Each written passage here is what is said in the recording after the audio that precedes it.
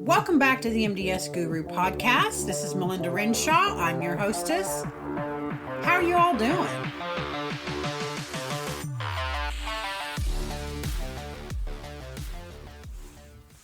We're going to have a special guest next week on the podcast. Make sure you tune in for that.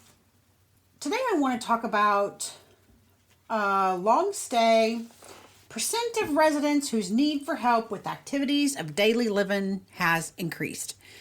Again, this continues our QM series. So let's dig into this. This QM is based on late loss ADLs, and they are sit to lying, sit to stand, eating, and toilet transfer. It used to be, not that it matters, but it used to be toileting, eating, transfers, and bed mobility. But now it's based on Section GG, and we look to the scoring for 170B, sit to lying, 170D, sit to stand, 130A, eating, and 170F for toilet transfer. If your resident has had a decrease of 2 or more coding points in one of these late loss ADL items, or a decrease of 1 coding point in 2 or more late loss ADL items, this will trigger this QM. That stinks, but it is the way it is.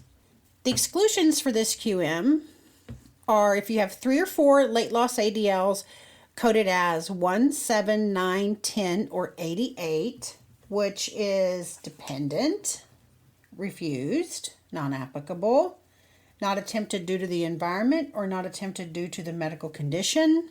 If you have any of those things coded, and then on the 4th ADL you have coded substantial max, then that makes this an exclusion.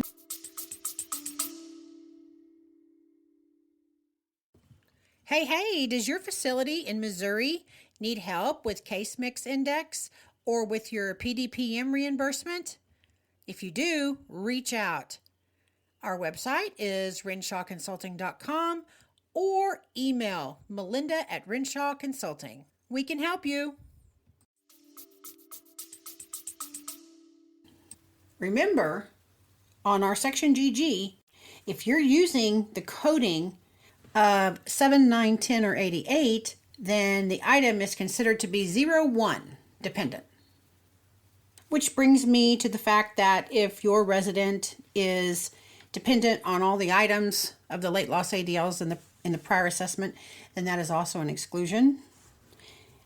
If the resident is comatose, if they are on hospice, or if their prognosis is expected to be 6 months or less at J 1400, so that would be like a palliative care type thing. If there's no prior assessment available, that is also an exclusion. Lastly, they will give you an exclusion for dashes, but you'll get other issues if you dash. This is a super tricky QM. You have to go through your Section GG items one by one, do an audit, educate your staff or your MDS or whoever needs to be educated on how to properly code GG. Make sure that there's documentation to support your coding. Do audits. Talk to restorative. Talk to nursing. Talk to therapy. Talk to everybody, because those Section GG answers are supposed to be the resident's usual performance. Not best and not worst. Thanks everybody for listening. And if you have any questions, let me know. Thanks. Have a good week, guys.